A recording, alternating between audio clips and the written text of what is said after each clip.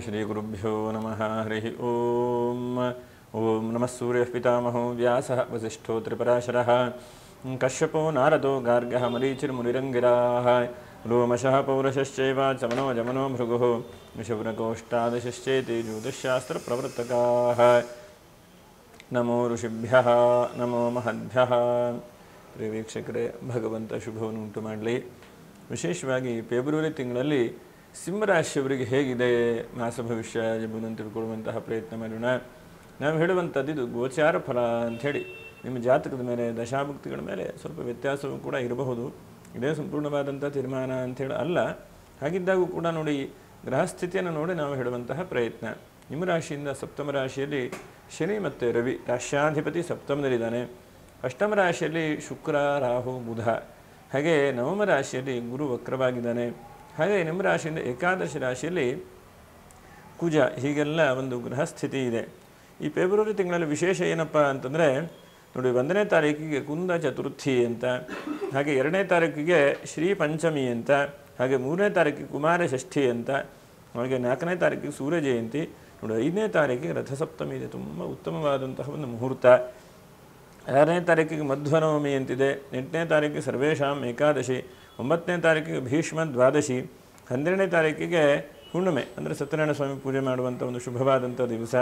13ನೇ ತಾರೀಕಿಗೆ ಮತ್ತು ಕುಂಭ ಸಂಕ್ರಾಂತಿ. 16ಕ್ಕೆ ಸಂಕಷ್ಟರ ಚತುರ್ಥಿ.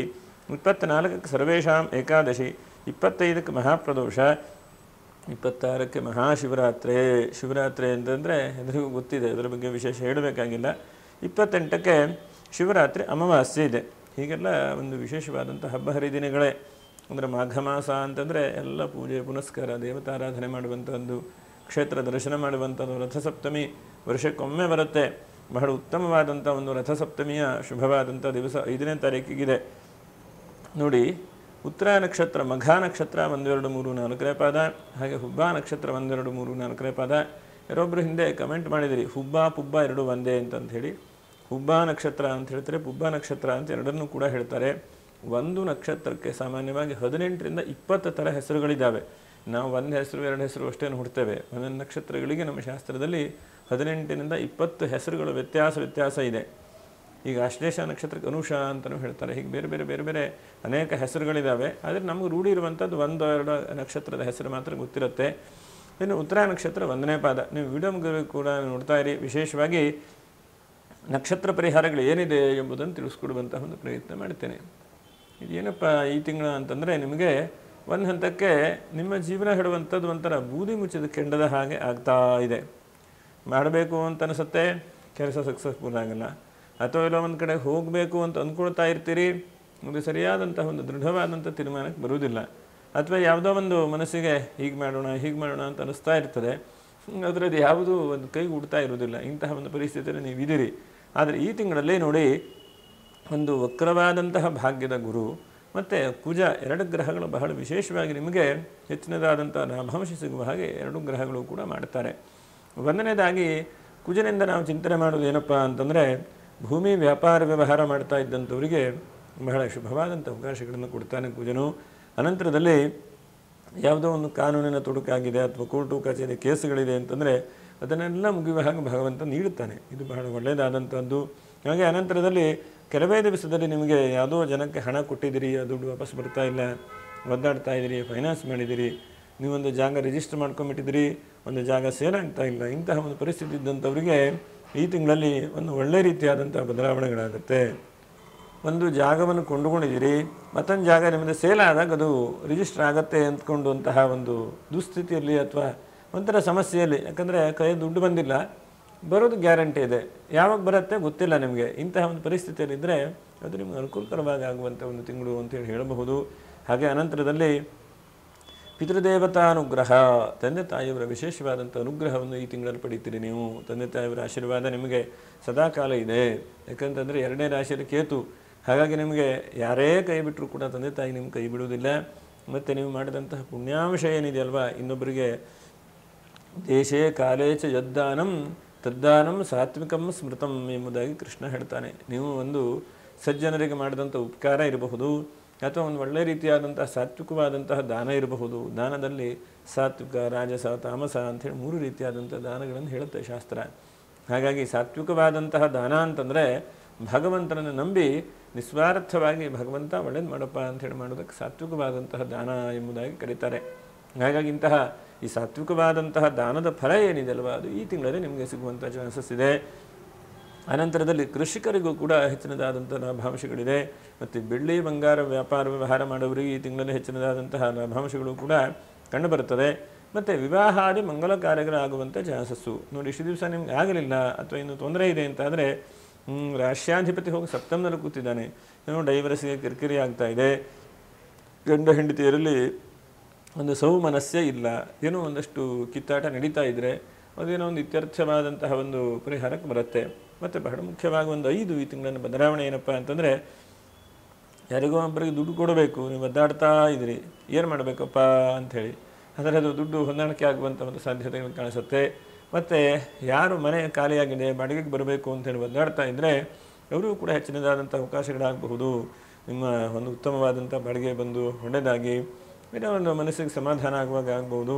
ಮತ್ತು ಮನೆಯಲ್ಲಿ ಯಾರು ನಿಮ್ಮ ಮಾತನ್ನು ಕೇಳ್ತಾ ಇಲ್ಲ, ಒಂದು ಮಕ್ಕಳಿರಬಹುದು ಅಥವಾ ಇನ್ಯಾರೋ ನಿಮ್ಮ ಸ್ನೇಹಿತರಿರಬಹುದು ಅಥವಾ ಮನೆಯಲ್ಲಿ ಯಾರೋ ಗೃಹಿಣಿಯರೇ ಇರಬಹುದು, ನಿಮ್ಮ ಮಾತು ಕೇಳ್ತಾ ಇಲ್ಲ, ಒಂಥರ ಸಿಂಹರಾಶಿಯವರಿಗೆ ನಾನು ಹೇಳುವಂಥ ಸ್ವಲ್ಪ ಜಾಸ್ತಿ ಇರ್ತದೆ. ಹಾಗಾಗಿ ನಿಮಗೆ ನೀವು ಹೇಳ್ದಂಗೆ ಎಲ್ಲರೂ ಕೇಳಬೇಕು ಹೇಳುವಂಥ ಮನಸ್ಥಿತಿ. ಹಾಗಿದ್ದಾಗ ಎಲ್ಲರೂ ನಾವು ಹೇಳಿದ್ದನ್ನು ಕೇಳಬೇಕು ಅಂತ ಹೇಳಲಿಕ್ಕೆ ಆಗುವುದಿಲ್ಲ. ಹಾಗಿದ್ದಾಗೂ ಸ್ವಲ್ಪ ಭಿನ್ನಾಭಿಪ್ರಾಯಗಳಿದ್ದರೆ ಅದೆಲ್ಲ ಸರಿಯಾಗುವಂಥ ಚಾನ್ಸಸ್ಸು ಕೂಡ ಆಗುತ್ತೆ. ಅನಂತರದಲ್ಲಿ ಬಹಳ ಮುಖ್ಯವಾಗಿ ಗಮನಿಸುವಂಥದ್ದು ನಿಮ್ಮ ಆರೋಗ್ಯದ ವಿಷಯದಲ್ಲಿ ಏನೋ ಸಣ್ಣ ಪುಟ್ಟ ಸಮಸ್ಯೆ ಕಾಯಿಲೆ ಇದ್ದಂಗೆ ಕಾಣಿಸುತ್ತೆ. ಅದು ಕೂಡ ಸ್ವಲ್ಪ ಈ ತಿಂಗಳಲ್ಲಿ ದೂರ ಆಗುವಂಥದ್ದು. ಮತ್ತು ದೊಡ್ಡ ಮಹಾತ್ಮರ ಆಶೀರ್ವಾದ, ಮಹಾತ್ಮರ ಅನುಗ್ರಹವು ಕೂಡ ಈ ತಿಂಗಳಲ್ಲಿ ಸಿಗ್ತದೆ ನಿಮಗೆ. ಯಾರೋ ಒಬ್ಬರು ನಿಮ್ಗೆ ಗೊತ್ತಿರುವುದಿಲ್ಲ, ಎಲ್ಲೋ ಒಂದು ಕಡೆ ಹೋಗ್ತೀರಿ, ನಿಮ್ಗಲ್ಲಿ ಹೋಗಿ ನಿಮ್ಮ ವ್ಯಾಪಾರ ವ್ಯವಹಾರವು ಕೂಡ ಕುದುರುತ್ತದೆ, ಅನುಕೂಲ ಆಗ್ತದೆ. ಅದರಿಂದನೂ ಕೂಡ ನಿಮಗೆ ಮನಸ್ಸಿಗೆ ಬಹಳ ಖುಷಿ ಆಗ್ತದೆ. ಯಾಕಂದರೆ ಇನ್ನೊಬ್ಬರಿಗೆ ಕೊಡುವಂತಹದ್ದನ್ನು ಎತ್ತದಾದಂತಹ ಕೈ ನಿಮ್ಮದು, ಇನ್ನೊಬ್ಬರಿಗೆ ಹೆಲ್ಪ್ ಮಾಡಬೇಕು, ಇನ್ನೊಬ್ಬರಿಗೆ ಒಳ್ಳೆಯದು ಮಾಡಬೇಕು ಅಂಥೇಳಿ. ಯಾವತ್ತೂ ನಾವು ನನ್ನದು ಅಂತಂದರೆ ಭಗವಂತ ಕೊಡೋದಿಲ್ಲ, ಇನ್ನೊಬ್ಬರಿಗೂ ಒಳ್ಳೇದು ಮಾಡಬೇಕು ನನ್ನ ಜೊತೆಗೆ ಹೇಳುವಂತಹ ಮನಸ್ಥಿತಿ ಭಾವನೆ ಇದ್ದರೆ ಭಗವಂತ ನಮ್ಮನ್ನು ಎತ್ತುತ್ತಾನಂತೆ ಭಗವಂತ. ಹಾಗಾಗಿ ನಿಮ್ಮನ್ನು ಭಗವಂತ ಎತ್ತುತ್ತಾನೆ. ಬಟ್ಟೆ ವ್ಯಾಪಾರ ವ್ಯವಹಾರ ಮಾಡೋರಿಗೂ ಕೂಡ ಈ ತಿಂಗಳಲ್ಲಿ ಹೆಚ್ಚಿನದಾದಂಥ ಲಾಭಾಂಶಗಳನ್ನು ಕೂಡ ಕಾಣಬಹುದು. ಮತ್ತು ಯಾವುದೋ ಒಂದು ಬಿಸ್ನೆಸ್ ನಿಂತು ಹೋಗಿದೆ, ವ್ಯವಹಾರಗಳಾಗ್ತಾ ಇಲ್ಲ, ಇಂಥವ್ರಿಗೂ ಕೂಡ ಎಲ್ಲೋ ಒಂದು ಕಡೆಗೆ ಬ್ಯಾಂಕ್ ಲೋನ್ ಆಗುವಂಥದ್ದು ಅಥವಾ ನಿಮ್ಮ ವಾಹನ ಏನಾದರೂ ಇದ್ದರೆ ಮಾರಾಟ ಆಗುವಂಥದ್ದು, ಬೇಕಿರಿ ವ್ಯಾಪಾರ ವ್ಯವಹಾರ ಮಾಡೋರಿಗೂ ಕೂಡ ಹೆಚ್ಚಿನದಾದಂಥ ಲಾಭಾಂಶಗಳು. ಮತ್ತು ಅದರ ಜೊತೆಯಲ್ಲೇ ನೋಡಿ ಈ ಕಾನೂನಿನ ತೊಡಕು ಇದು ಬಹಳ ಮುಖ್ಯವಾಗಿ ಗಮನಿಸುವಂಥದ್ದು. ಯಾವಾಗ ಕುಜನು ಬುಧನ ಮನೆಯಲ್ಲಿ ಬಂದಾಗ ಕಾನೂನಿನ ತೊಡಕು ಏನೇನಿದೆಯೋ ಅದೆಲ್ಲ ಬಗೆಹರಿಯುವಾಗ ಆಗ್ತದೆ. ಯಾಕಂದರೆ ಇಷ್ಟು ದಿವಸವರೆಗೆ ನಿಮ್ಗೆ ಕಾನೂನಿನ ತೊಡಕು ಇರಲಿಲ್ಲ. ಸಡಸಾತ್ ಶನಿ ಆಗಲಿ ಮತ್ತು ಅಷ್ಟಮ ಶನಿ ಆಗಲಿ ನಿಮಗೆ ಇಲ್ಲ. ಹಾಗಿದ್ದಾಗೂ ಕೂಡ ಶನಿಯು ಆ್ಯಕ್ಚುಲಿ ನಿಮಗೆ ಸಪ್ತಮ ರಾಶಿಯಲ್ಲಿರೋದ್ರಿಂದ ಏನಾಗುತ್ತೆ, ರಾಶಿನೇ ನೋಡ್ತಾ ಇದ್ದಾನೆ. ಹಾಗಾಗಿ ನಿಮ್ಮನ್ನು ರಕ್ಷಣೆ ಮಾಡಲಿಕ್ಕೆ ಅವನು ನೋಡ್ತಾನೆ. ಮತ್ತು ರಾಜಕೀಯ ವ್ಯಕ್ತಿಗಳು ಕೂಡ ಹೆಚ್ಚಿನದಾದಂಥ ಲಾಭಾಂಶಗಳು, ಹೆಚ್ಚಿನದಾದಂತಹ ಒಂದು ಒಳ್ಳೆ ರೀತಿಯಾದಂತಹ ಪರಿಣಾಮಗಳು, ಅಧಿಕಾರ ಸಿಗುವಂಥ ಚಾನ್ಸಸ್ಸು ಕೂಡ ನಿಮಗೆ ಇದೆ. ಇದಿಷ್ಟು ನಿಮಗೆ ಬಹಳ ಉತ್ತಮವಾದಂತಹ ಒಂದು ಸಮಯ ಅಂತೇಳಿ ಹೇಳಬಹುದು. ಯಾವ ವಿಷಯದಲ್ಲಿ ಜಾಗ್ರತೆ ವಹಿಸ್ಕೊಳ್ಬೇಕಪ್ಪ ಅಂತಂದರೆ, ಒಂದನೇದಾಗಿ ನೀವು ನೀರಿನ ವಿಷಯದಲ್ಲಿ ಸ್ವಲ್ಪ ಜಾಗ್ರತೆ ವಹಿಸ್ಕೊಳ್ಬೇಕು. ಎರಡನೇದಾಗಿ ಸ್ವಲ್ಪ ಕಳೆದು ಹೋಗುವಂಥ ಸಾಧ್ಯತೆಗಳಿದೆ, ಚೋರ ಭಯ ಅಂತೇಳಿ ಹೇಳಬಹುದು ಎರಡನೇದಾಗಿ. ಹಾಗೆ ಮೂರನೇದಾಗಿ ಬಹಳ ಮುಖ್ಯವಾಗಿ ಗಮನಿಸುವಂಥದ್ದು, ರಾಶಿಯಿಂದ 2ನೇ ರಾಶಿಯಲ್ಲಿ ಕೇತು ಇದ್ದಾನೆ. ಸ್ವಲ್ಪ ಮಾತು ಕೊಡುವಾಗ ಸ್ವಲ್ಪ ನೋಡ್ಕೊಂಡು ಮಾತು ಕೊಡುವಂಥ ಪ್ರಯತ್ನವನ್ನು ಮಾಡಿ. ಖುಷಿ ಸಂತೋಷ ಇದ್ದಾಗ ಏನೋ ಮಾತು ಕೊಟ್ಟು ಬಿಡ್ತೀರಿ, ಈ ಕಡೆ ಅದು ಕಷ್ಟವಾಗ್ತದೆ. 4ನೇದಾಗಿ ಪ್ರಯಾಣ ಯೋಗ ಕಾಣುತ್ತದೆ, ಸ್ವಲ್ಪ ಹುಷಾರಿಕೆಯಿಂದ ಪ್ರಯಾಣವನ್ನು ಮಾಡುವಂಥದ್ದನ್ನು ಮಾಡಿ. 5ನೇದಾಗಿ ಸಂತಾನ ಇತ್ಯಾದಿಗಳು ಆಗುವಂಥ ಸಾಧ್ಯತೆಗಳಿದೆ. ಬಹಳ ಪ್ರಯತ್ನಗಳು ಬೇಡ, ಅದು ಏನು ಕಾಲ ನಿಯಮಗಳು ಏನಿದೆಯೋ ಆ ರೀತಿಯಲ್ಲಿ ಆಗ್ತದೆ. ಇದಿಷ್ಟು ನೀವು ಜಾಗ್ರತೆ ವಹಿಸ್ಕೊಂಡ್ರೆ ಸಾಕು. ಈ ತಿಂಗಳಲ್ಲಿ ವಿಶೇಷವಾದಂಥ ಪೂಜೆ ಪುನಸ್ಕಾರಗಳನ್ನು ಮಾಡಲಿಕ್ಕೆ 3ನೇ ತಾರೀಕು ಬಹಳ ಪ್ರಶಸ್ತವಾಗಿದೆ. ಹಾಗೆ 19ನೇ ತಾರೀಕು ಕೂಡ ಸಪ್ತಮಿ ಇದೆ, ಬಹಳ ಪ್ರಶಸ್ತವಾಗಿದೆ. ಇನ್ನು ನಿಮಗೆ ಗೊತ್ತಿದ್ದ ಹಾಗೆ ರಥಸಪ್ತಮಿ 5ನೇ ತಾರೀಕಿಗಿದೆ. 5ನೇ ತಾರೀಕು ರಥಸಪ್ತಮಿ ಇದೆ, ಏನೂ ತೊಂದರೆ ಇಲ್ಲ. ಮತ್ತು 19ನೇ ತಾರೀಕು ಕೂಡ ಪುನಃ ಸಪ್ತಮಿ ಬರುತ್ತೆ. ರಥಸಪ್ತಮಿ ಏನಲ್ಲ, ಸ್ವಾತಿ ನಕ್ಷತ್ರ ಇದೆ, ಅದು ಕೂಡ ಒಳ್ಳೆಯದಾದಂಥದ್ದು. ಒಟ್ಟಿನಲ್ಲಿ ದೇವತಾ ಆರಾಧನೆ ಪೂಜೆ ಪುನಸ್ಕಾರಗಳನ್ನು ಮಾಡ್ತಾ ಬನ್ನಿ, ಇದರಿಂದ ಬಹಳ ಶುಭವಾಗ್ತದೆ. ನಕ್ಷತ್ರ ಪರಿಹಾರಗಳು ಏನಪ್ಪ ಅಂತಂದರೆ, ಮಘಾ ನಕ್ಷತ್ರದವರು 5ನೇ ತಾರೀಕಿಗೆ ರಥಸಪ್ತಮಿ ಇದೆ. ಸಾಧ್ಯವಾದರೆ ಸೂರ್ಯನ ದೇವಸ್ಥಾನಕ್ಕೆ ಹೋಗಿ ಮತ್ತು ಆದಿತ್ಯ ಹೃದಯ ಪಾರಾಯಣೆ ಮಾಡಿ, ಎಷ್ಟಾಗುತ್ತೋ ಅಷ್ಟು ಈಶ್ವರನನ್ನು ಕುರಿತು ನಿಮ್ಮ ಜಪ ಪೂಜೆ ಅನುಷ್ಠಾನವನ್ನು ಮಾಡಿ. ಹುಬ್ಬ ನಕ್ಷತ್ರ ನೀವು ನೋಡಿ 12ನೇ ತಾರೀಕು ಹುಣ್ಣಿಮೆ ಇದೆ. ಆ ದಿವಸ ಎಲ್ಲಾದರೂ ಅಕ್ಕಪಕ್ಕದಲ್ಲಿ ಸತ್ಯನಾರಾಯಣ ಸ್ವಾಮಿ ಪೂಜೆ ಮಾಡ್ತಾ ಇದ್ರು, ಹೋಗಿ ದರ್ಶನ ಮಾಡಿ ಬೇಡ್ಕೊಂಡು ಭಗವಂತನನ್ನು ಬನ್ನಿ, ಅದರಿಂದ ಶುಭವಾಗ್ತದೆ. ಹಾಗೆ ಉತ್ತರ ನಕ್ಷತ್ರ ನೋಡಿ, ಮಘ ನಕ್ಷತ್ರ ಈ ಮಾಘ ಮಾಸ ಅಂತೇನು ಹೇಳ್ತೇವಲ್ವ, ಉತ್ತರ ನಕ್ಷತ್ರದವರು ಮಾಘ ಮಾಸದಲ್ಲಿ ಸಂಪೂರ್ಣವಾಗಿ ಮೃತ್ತಿಕಾ ಶಿವಲಿಂಗ ಅಂತ ಮಾಡ್ತಾರೆ. ಒಂದು ಹುತ್ತಿನ ಮಣ್ಣಿನಿಂದ ಈಶ್ವರಲಿಂಗವನ್ನು ಮಾಡಿ ಪೂಜೆ ಮಾಡ್ತಾರೆ. ಹಾಗೆ ನಿಮಗೂ ಅವಕಾಶ ಇದ್ದರೆ ಹುತ್ತಿನ ಮಣ್ಣಿನಿಂದ ಈಶ್ವರಲಿಂಗ ಮಾಡಿ ಪೂಜೆ ಮಾಡಿ. ನಮ್ಮದು ಇನ್ನೊಂದು ದೇವತಾ ದರ್ಶನ ಅಂತೇಳಿ ಆ ಯೂಟ್ಯೂಬ್ ಚಾನಲ್ ಅಪ್ಲೋಡ್ ಮಾಡಿದ್ದೇನೆ, ಅದನ್ನು ಕೂಡ ನೋಡಿ, ನೀವು ಅದನ್ನು ಕೂಡ ಮಾಡಲಿಕ್ಕೆ ಆದರೆ ಸಾಧ್ಯವಾದರೆ ಮಾಡಿ. ಅಥವಾ ನಿಮ್ಮ ಮನೆ ಹತ್ತಿರದಲ್ಲಿ ಏನಾದರೂ ಕೂಡ ಈ ಮಾಘ ಮಾಸದಲ್ಲಿ ಶಿವನಿಗೆ ಕ್ಷೀರಾಭಿಷೇಕವನ್ನು ಮಾಡಿಸುವಂಥ ಒಂದು ಪ್ರಯತ್ನವನ್ನು ಮಾಡಿ. ಇದಿಷ್ಟು ಮಾಡಿ ಸಿಂಹರಾಶಿಯವರಿಗೆ ಹೆಚ್ಚಿನದಾದಂಥ ಲಾಭಾಂಶಗಳೇ, ಗಾಬರಿ ಬೀಳುವಂಥದ್ದು ಬೇಡ. ಯಾರು ಸಬ್ಸ್ಕ್ರೈಬ್ ಮಾಡಿರುವಂಥವ್ರು ಸಬ್ಸ್ಕ್ರೈಬ್ ಮಾಡಿ, ಒಂದು ಲೈಕನ್ನು ಮಾಡಿ, ಶೇರನ್ನು ಮಾಡಿ ಅಂತ ಹೇಳ್ತಾ ಮುಂದಿನ ವಿಡಿಯೋದಲ್ಲಿ ಭೇಟಿ ಮಾಡೋಣ. ನಮಸ್ಕಾರ. ಲೋಕಾ ಸಮಸ್ತ ಸುಖಿನೋ ಭವಂತು. ನಮಸ್ಕಾರ.